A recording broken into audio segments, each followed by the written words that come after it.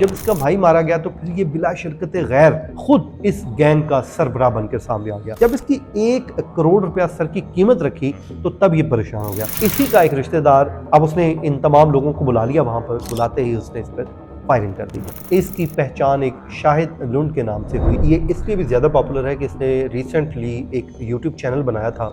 इसने वजारत दाखिला के एक सीनियर अफसर को फ़ोन किया। इसने वो ऑडियो जो है खुद ही वायरल कर दी और ये देखते ही देखते सोशल मीडिया पर वायरल हो गई। उसके बाद इसने एक और पॉपुलर नैरेटिव उठा लिया और इमरान खान साहब के हक में वीडियोस बनाना शुरू कर दी। कच्चे के डाकुओं के बारे में खबरें तो आपने वक्तन फ़वक्तन सुनी ही होंगी, मगर जिस डाकू की कहानी आज हम आपको सुनाने जा रहे हैं वो डाकू होने के साथ साथ सोशल मीडिया स्टार भी है और काफ़ी वायरल भी है। इस कहानी को सुनाने के लिए आज दोबारा हमने फयाज़ भाई से जो है वो टाइम लिया है। वो हमें इस हवाले से बताएंगे कि उसकी कहानी क्या है और उसका इंतकाम या उसका इख्तिताम किस तरह का हुआ है। जी फयाज़ भाई बताइए। बहुत शुक्रिया। देखें, ये डाकू है जिसका नाम है शाहिद लुंड और ये इसलिए भी ज़्यादा पॉपुलर है कि इसने रिसेंटली एक यूट्यूब चैनल बनाया था जिस पे हज़ारों की तादाद में फॉलोअर्स हैं और देखते ही देखते वो यूट्यूब चैनल पे लोगों ने उसको ज्वाइन करना शुरू कर दिया और इसने लोगों से रिक्वेस्ट की कि वो उसका यूट्यूब चैनल जो है वो सब्सक्राइब कर लें। ये फेमस कहाँ पे हुआ था? ये फेमस तब हुआ था जब कच्चे में एक पुलिस मुकाबला हुआ जिसमें कुछ पुलिस एहलकार जो हैं वो शहीद हो गए थे और उसके बाद पंजाब पुलिस ने, पंजाब की जो होम डिपार्टमेंट है, उसकी तरफ से एक डाकुओं की लिस्ट निकाली गई थी जिसमें ये लिखा गया था कि इन तमाम अफराद के सर की इतनी इतनी कीमत मुकर्रर कर दी गई है। जिसमें इसने वजारत दाखिला के एक सीनियर अफसर को फ़ोन किया और फ़ोन करके उस लिस्ट को करेक्ट करवाने की कोशिश की। उसने कहा कि आपने उसमें फ़लाँ फ़लाँ डाकू का नाम नहीं ऐड किया। यहाँ से इसने वो ऑडियो जो है खुद ही वायरल कर दी और ये देखते ही देखते सोशल मीडिया पर वायरल हो गई। अब जब ये वायरल हुई तो इसकी पहचान एक शाहिद लुंड के नाम से हुई और देखते ही देखते लोग इसे जानना भी शुरू हो गए और पहचानना भी शुरू हो गए। इसने मौके का फ़ायदा उठाते हुए, वो कहते हैं कि लोहा गर्म था तो इसने फिर ज़रब लगाई और अपना यूट्यूब चैनल लॉन्च कर दिया। जब यूट्यूब चैनल लॉन्च किया तो फिर इसकी जो ग्राफ है वो मज़ीद ऊपर जाना शुरू हुआ और उसके बाद इसने एक और पॉपुलर नैरेटिव उठा लिया और इमरान खान साहब के हक में वीडियोस बनाना शुरू कर दी, जिसके बाद पाकिस्तान तहरीक इंसाफ के जो लोग हैं वो भी वहाँ पर उसको जाकर देखना शुरू हो गए तो उसको अच्छी खासी वहाँ पर पजीराई मिलना शुरू हुई। माज़रत चाहता हूँ आपको, यहाँ पे मैं इंटरप्ट कर रहा हूँ, लेकिन शायद उनको भी समझ आ गई है सोशल मीडिया एल्गोरिदम की कि इमरान खान का नाम ले तो चलता है। तो शाहिद लुंड है कौन? ये राजनपुर से ताल्लुक़ रखता है और आज से 15 बरस कबल इसने इस जराइम की दुनिया में कदम रखा था। कदम इसने तब रखा जब इमरानी कबीला है, उसके 2 लोग थे, खानू और जानू इमरानी। इन दोनों को के साथ इसकी कोई रंजिश हुई और इसने उन दोनों को ख़त्म कर दिया और ख़त्म करने के बाद ये सिंध में चला गया। ये कच्चे के जो इलाके हैं, सिंध, बलूचिस्तान और पंजाब, ये 3 वो एरियाज़ हैं जो दरियाई एरियाज़ हैं जहाँ पर ये लोग छुप जाते हैं और वहाँ पर जो गन्ने के बड़े बड़े खेत हैं तो ये उसका कवर लेकर अपनी जो कार्रवाइयाँ करते हैं। जजीरा नुमा जगह। ये जब सिंध चला गया तो वहाँ पर जाके इसने डाकुओं के साथ पनाह ली तो उस वक्त पंजाब पुलिस और इमरानी कबीला इसको फॉलो कर रहे थे, इसके पीछे थे। अब इसको बचने के लिए, अपनी जान बचाने के लिए वहाँ के जो बड़े डाकू थे वहाँ उनसे रजू किया और उनके गैंग में शामिल हो गया। यहाँ से इसके इस सफ़र का आगाज़ हो गया। अब ये वहाँ पर मौजूद था तो इसका कम्युनिकेशन स्किल तब भी बहुत अच्छा था। अब जो कच्चे के डाकू करते गए हैं, वो कोई भी बंदा अगवा करते हैं, उसको लालच देते हैं, उसको हनी ट्रैप करते हैं, उसको इश्तिहार दिया जाता है सोशल मीडिया पे, सस्ती गाड़ी दिखाई जाती है या फिर कोई लड़की का झांसा देकर, दोस्ती का झांसा देकर वहाँ पर बुला लिया जाता है। जब वो पकड़ा जाता था, कोई अगवा होता था तो फिर घर वालों से जो तावान की रकम के लिए जितनी भी कम्युनिकेशन होती थी या फिर उनसे आप कह लीजिए कि मुज़ाकरात होते थे तो वो ये शाहिद लुंड के जरिए की जाती थी और शाहिद लुंड जो है उनसे अच्छी खासी रकम निकलवाने में कामयाब हो जाता था। वीडियोस बना के जो है वो करता था। और उसके बाद इसका एक भाई जो है वो फिर मारा गया। जब इसका भाई मारा गया तो फिर ये बिला शिरकत गैर खुद इस गैंग का सरबराह बनकर सामने आ गया। जब ये आया तो फिर सिंध से ये वापस पंजाब के जो कच्चे का इलाका है वहां पर आ गया और इसने आकर अपनी जो है खेल जो है खेलना शुरू कर दिया। अब इस पे मजमूई तौर पर 35 से ज़ायद ऐसे मुकदमात हैं जो जिसमें कत्ल भी हैं, जिसमें चोरी डकैती भी है और उसके अलावा अगवा बराए तावान के केसेस भी हैं। तो ये मतलूब था। जब इसकी 1 करोड़ रुपया सर की कीमत रखी तो तब ये परेशान हो गया, क्योंकि कच्चे के डाकू किसी को भी अगवा करते हैं तो वो क्या करते हैं, उससे पैसे लेते हैं, लालच में आते हैं। जब इसके सर की कीमत लगी तो इसे एक बात समझ आ चुकी थी कि ऐसा ना हो कि मेरा कोई साथी जानू अंधड़ की तरह मुझे भी मार दिया जाए। जानू अंधड़ कौन था? वो एक बहुत बड़ा डाकू था और उसको भी उसके साथी उस्मान के जरिए खत्म किया गया, लेकिन वो उस्मान के जो वहां से निकलने में नाकाम हो गया था और उसकी वहां से कच्चे के इलाके से लाश आई थी और उसके साथियों ने उसे खत्म कर दिया। तो उसकी भी एक पुलिस वाले के साथ एक फोन कॉल आई थी और पुलिस एहलकार जो रहीम यार खान से ताल्लुक रखता था उसने कहा था कि मैं तुम्हारी नस्लें तबाह कर दूंगा, और वो बड़ा ही बहादुर पुलिस एहलकार था। इस तरह की कहानियां जो हैं कराची या लियारी गैंग वार्स में बहुत सुनने में आती हैं कि साथी नहीं जो है वो खत्म कर दिया।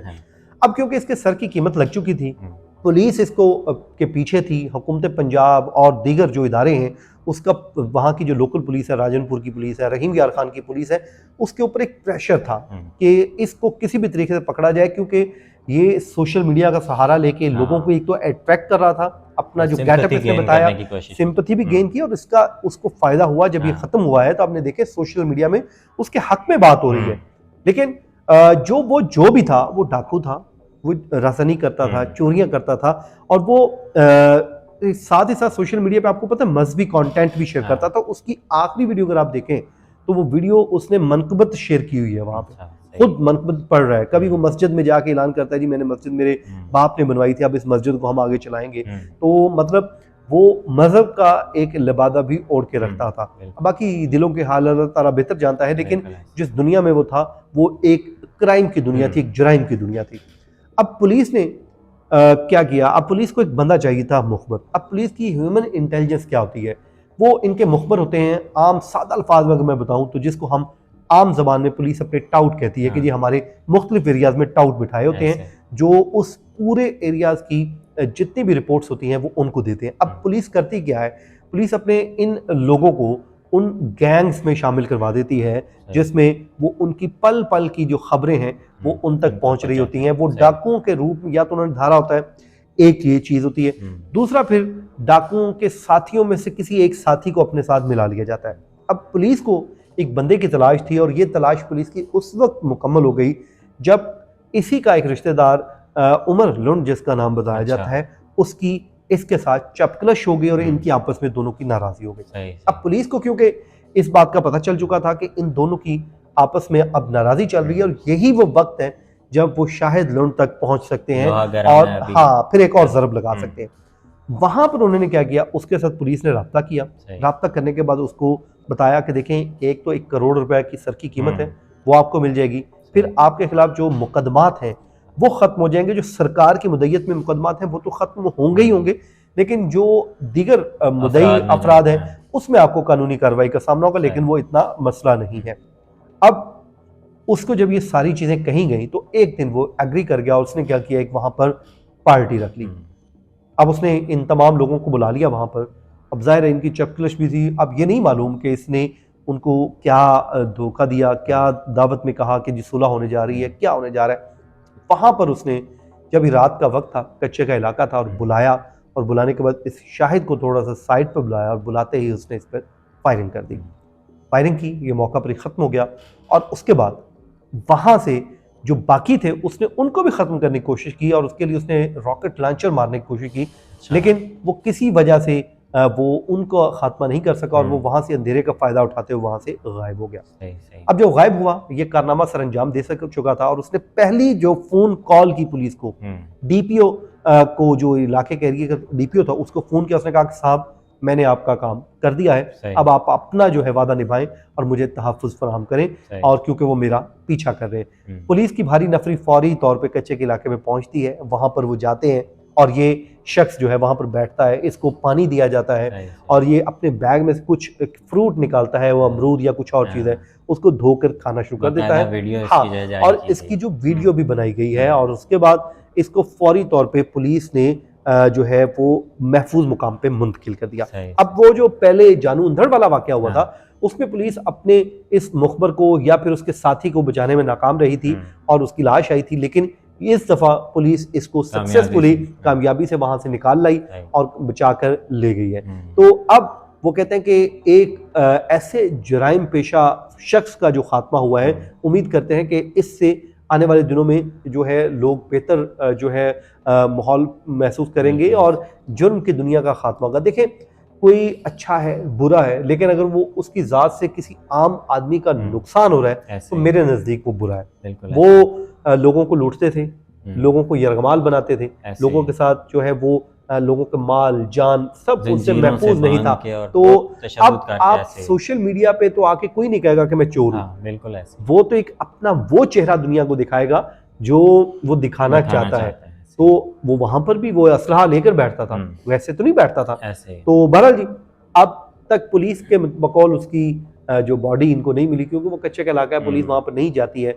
तो अब पुलिस ने ये अच्छी स्ट्रेटजी अपनाई है कि इनके साथियों के जरिए ही इनको खत्म किया जा रहा है। अब उम्मीद की जाती है कि आगे आने वाले दिनों में जो कच्चे का मामला है, कच्चे के डाकुओं का मामला है, वो थोड़े तहम्मुल मिजाजी से या कोई मामला सेटल होने की तरफ जाएंगे, क्योंकि ये बहुत पुराना जो है ये मामला हम देखते आ रहे हैं। सालों साल खबरें आती रहती हैं कि कच्चे में आज ये दोबारा से ऑपरेशन हो रहा है, फिर एक पुलिस वाले शहीद हो रहे हैं, कभी कोई गिरफ्तार हो रहा है, कभी कोई। अक्सर तो ये पुलिस वालों को यरगमाल बनाते हैं और इनसे अपने बंदे छुड़वाते हैं। और पीछे आपको पता है फौज ने भी ऑपरेशन किया था, पुलिस ने भी ऑपरेशन किया था, लेकिन क्योंकि वो ऐसा इलाका है, इतना वो फैला हुआ इलाका है, कच्चा, वहाँ पे ऑपरेशन करना भी कोई आसान काम नहीं है। तो उसका हल यही है कि अपनी ह्यूमन इंटेलिजेंस के जरिए, इन्हीं के साथियों के जरिए इनका खात्मा किया जाए। बहुत शुक्रिया फयाज भाई, आपने हमें इस इम्पॉर्टेंट केस के हवाले से आगाह किया। और इस पॉडकास्ट को हम यहीं पे इख्तिताम पज़ीर करते हैं और उम्मीद करते हैं कि आपको ये पॉडकास्ट और ये कहानी पसंद आई होगी, क्योंकि जो ये डाकू है ये सिर्फ़ इसने डकैतियाँ तो अपने लेवल पे की हैं, लेकिन अब ये सोशल मीडिया का सहारा लेके अपना इमेज बिल्डिंग का काम कर रहा था, जो अब अपने इख्तिताम को पहुँचा है और उसका जो ख़ात्मा है वो बाकायदा तौर पर हो चुका है। उम्मीद करता हूँ आपको वीडियो पसंद आई होगी। अगले पॉडकास्ट तक के लिए हमें इजाज़त दीजिए। अल्लाह हाफ़िज़।